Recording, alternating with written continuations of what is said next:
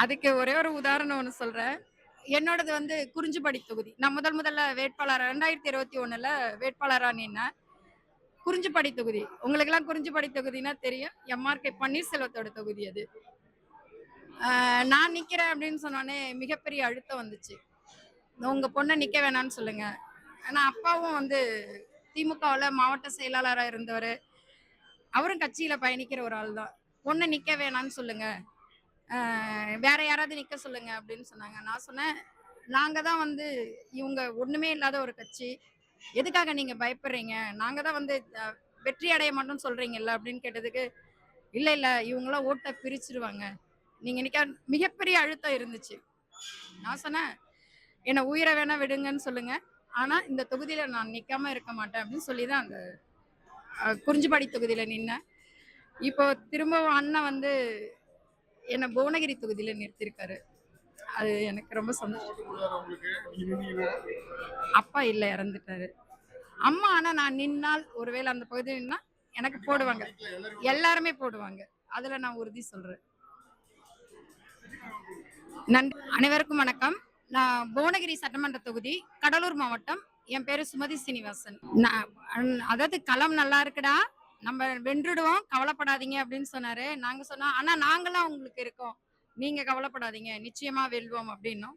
ஏன்னா பெண்கள் தான் வந்து எப்பொழுதுமே வீட்டுக்கும் சரி நாட்டுக்கும் சரி மிகப்பெரிய ஆணிவேர்.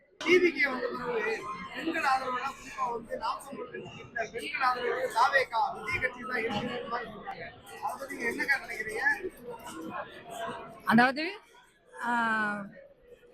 எனக்கு அதாவது இந்திய வரலாற்றிலேயே முதல் முறையா யாருமே யோசிக்காத ஒரு தளத்தை வந்து எங்க அண்ணன் சீமான் வந்து 117 பெண்களுக்கு வாய்ப்பு கொடுத்திருக்காரு.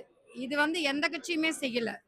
ஆனா எல்லாருமே எப்படின்னா நாம் தமிழர் கட்சியோட ஒரு போட்டிக்காக நம்ம சொல்ல வேண்டுமே அப்படின்றதுக்காக தான் சொல்றாங்களே தவிர, எங்க பெண்கள் கிட்ட இருக்க கருத்துக்களாக இருக்கட்டும், கொள்கை தத்துவங்களாக இருக்கட்டும், போராட்டங்களாக இருக்கட்டும், வேற எந்த கட்சியிலுமே நீங்க பார்க்கவே முடியாது. ஏன்னா சொல்லலாம், தாவேக்கால நாங்க இருக்கோம், அவங்க யார் வேண்டுமானாலும் சொல்லலாம்.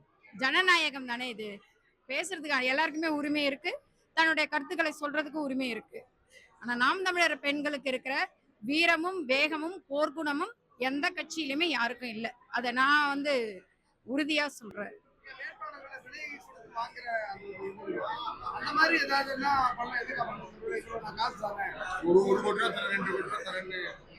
எங்களெல்லாம் பார்த்தா காசுக்காக நிக்கிற மாதிரி இருக்கா? நாங்களாம் கொள்கைக்காக களத்துல நிக்கிறோம். நாங்க மட்டும் நல்லா இருக்கணும்னு இல்லை.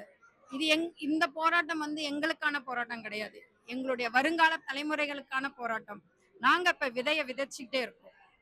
அது முளைக்கின்ற நாள் நான் சொல்றதுதான், விதை நான் போட்டதா இருக்கும், அதான் அதை சாப்பிட்றவங்க எங்களுடைய பிள்ளைகளாக இருக்கும். அதுதான் நாங்க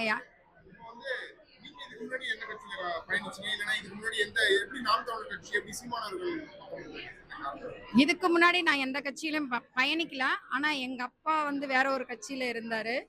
அதுல எனக்கு பெருசா அப்பா இருக்காரு நம்ம இருக்கோம் அப்படின்றதுனால. ஆனா முதல்ல கட்சியில நான் பயணிச்சது நாம் தமிழர் கட்சி தான். என்னுடைய தலைவர் மேதகு வேலுப்பிள்ளை பிரபாகரன் முதல்ல அவருடைய கொள்கைகளும் சரி, அவரோட போராட்ட குணங்கள் எங்களுக்கு நாங்க ரொம்ப ஆழமா நாங்க அதை பார்த்தோம். எப்படின்னா அண்ணன் வர்றதுக்கு முன்னாடியே ஈழத்தமிழர்களை நாங்க பார்க்கும் பொழுது எங்களுக்கு ரொம்ப வருத்தமா இருந்துச்சு. என்னடா இந்த ஒரு தமிழர்களுக்காக போராட யாருமே இல்லையே அப்படின்னு நினைக்கும் பொழுது, அடுத்த கட்டத்துல தான் நம்ம அண்ணன் மேதக வேலுப்பிள்ளை பிரபாகரனை முன்னிறுத்தி ஒரு அவருடைய அத்தனை தத்துவங்களையும் கொள்கைகளையும் அதாவது இந்த தளத்துல கொண்டு வந்து அவர் ஒரு தடை செய்யப்பட்ட ஒரு இயக்கம், அவருடைய பதாகையை யாரும் பயன்படுத்தக்கூடாது என்ற ஒரு காலகட்டம் இருக்கும் பொழுது அதை எல்லாம் உடைச்சு எல்லாரும் பயன்படுத்தக்கூடிய, பிரபாகரன் எல்லோரும் பயன்படுத்தக்கூடிய ஒரு இடத்தை கொடுத்தவர் அண்ணன் சீமான். தலைவரை பின்பற்றி வந்தவர்கள் தான் நாங்கள். அதை அண்ணன் முன்னெடுக்கும் போது அண்ணனுடன் நாங்கள் சேர்ந்து கொண்டோம். நாம் தமிழர் கட்சியில முதல்ல நாங்க வந்தது இந்த கட்சி.